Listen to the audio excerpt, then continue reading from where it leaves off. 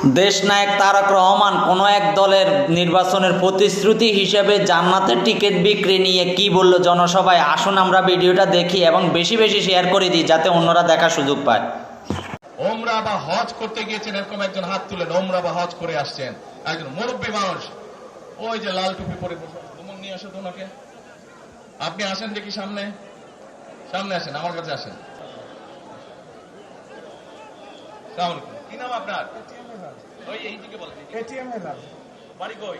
সুনামগঞ্জ। বাড়ি সুনামগঞ্জ। সুনামগঞ্জ কোথায়? শান্তিগঞ্জ। এই সুনামগঞ্জের মানুষ আছে এখানে? এই লোক আপনাদের মানুষ?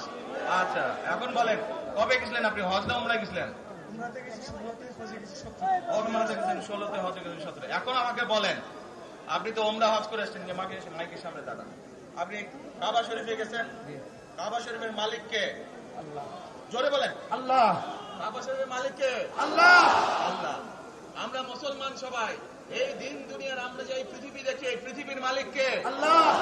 এই সূর্য নক্ষত্র যা দেখি তার মালিক কে? আল্লাহ। বেহেশতের মালিক কে? আল্লাহ। দোজখের মালিক কে? আল্লাহ। আচ্ছা দাঁড়ান, আপনি বসেন।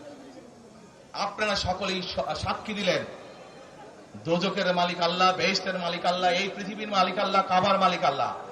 আরে ভাই, যেটার মালিক আল্লাহ সেটা কি অন্য কেউ দেওয়ার ক্ষমতা রাখে? রাখে না। তাহলে কি দাঁড়ালো? নির্বাচনের আগেই একটি দল এই দিব ওই দিব বলছে, টিকিট দিব বলছে না?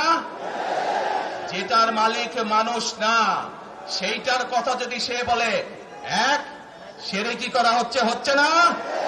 যার মালিক আল্লাহ, যার অধিকার শুধু আল্লাহর একমাত্র, সবকিছুর অধিকার উপরে আল্লাহর অধিকার। কাজেই আগেই তো আপনাদেরকে ঠকাচ্ছে, নির্বাচনের ফলে তাহলে কেমন ঠকাবে আপনাদেরকে বোঝে নেবার। শুধু ঠকাচ্ছেই না মানুষকে, যারা মুসলমান তাদেরকে শিরকি করাচ্ছে তারা। নাউজুবিল্লাহ। প্রিয় ভাই বোনেরা, কেউ কেউ বলে অমুককে দেখেছে,